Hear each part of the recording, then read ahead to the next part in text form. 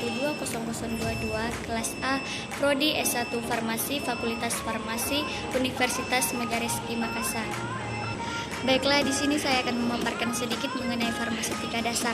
Farmaseutika dasar atau ilmu resep adalah ilmu yang mempelajari tentang cara penyediaan obat-obatan menjadi bentuk tertentu hingga siap digunakan sebagai obat. Penyediaan obat-obatan di sini mengandung arti pengumpulan, pengenalan, pengawetan, dan pembekuan dari bahan-bahan obat-obatan.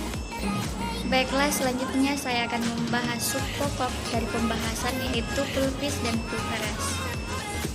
Pulvis atau serbuk adalah campuran kering bahan obat atau zat kimia yang dihaluskan ditujukan untuk pemakaian oral atau pemakaian luar. Serbuk oral dapat diserahkan dalam bentuk terbagi atau tidak terbagi. Baiklah, selanjutnya saya akan memaparkan sedikit mengenai kelebihan dan kekurangan sediaan serbuk.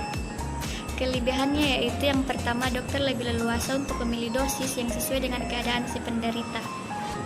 Yang kedua yaitu lebih stabil, terutama untuk obat yang rusak oleh air.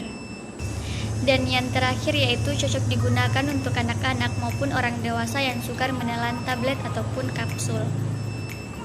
Adapun kekurangannya yaitu yang pertama, tidak tertutupnya rasa tidak enak seperti pahit, sepat, lengket di lidah. Dan yang kedua yaitu penyimpanan menjadi lembab. Adapun syarat serbuk yaitu bila tidak dinyatakan lain serbuk halus kering, halus dan homogen. Baiklah, selanjutnya saya akan menjelaskan sedikit mengenai jenis-jenis serbuk, yaitu yang pertama pulvis adversorius adalah serbuk ringan bebas dari butiran kasar dan dimaksudkan untuk obat luar. Dan yang kedua yaitu pulvis dentifricius adalah serbuk gigi biasanya menggunakan karmin sebagai pewarna yang dilarutkan terlebih dahulu ke dalam etanol 90%. Dan yang ketiga yaitu pulvis ternutatorius adalah serbuk bersin yang penggunaannya dihisap melalui hidung sehingga serbuk tersebut harus halus sekali. Dan yang terakhir yaitu pulvis effervescens yang merupakan serbuk biasa yang sebelum ditelan dilarutkan terlebih dahulu ke dalam air dingin maupun air hangat.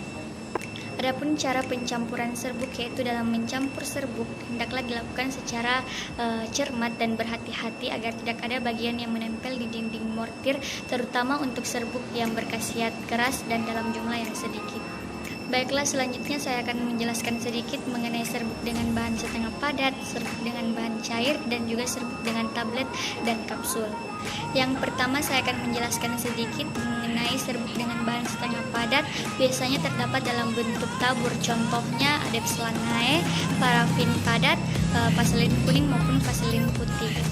Yang kedua yaitu serbuk dengan bahan cair, contohnya serbuk dengan minyak atsiri dan juga serbuk dengan tinctura. Dan yang terakhir yaitu serbuk dengan tablet maupun kapsul, yaitu diperlukan zat tambahan sehingga perlu diperhitungkan beratnya.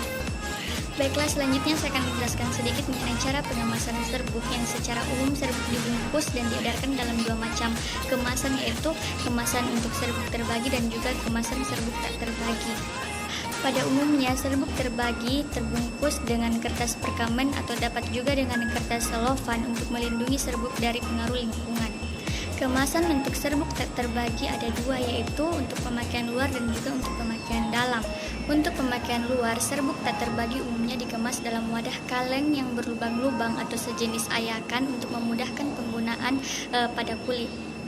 Dan yang terakhir yaitu untuk pemakaian obat dalam, serbuk tak terbagi biasa disimpan di dalam botol bermulut lebar agar sendok dapat dengan mudah keluar masuk melalui mulut botol. Baiklah, itulah yang dapat saya paparkan mengenai farmaseutika dasar pulvis dan pulveres. Kurang dan lebihnya mohon dimaafkan. Wassalamualaikum warahmatullahi wabarakatuh.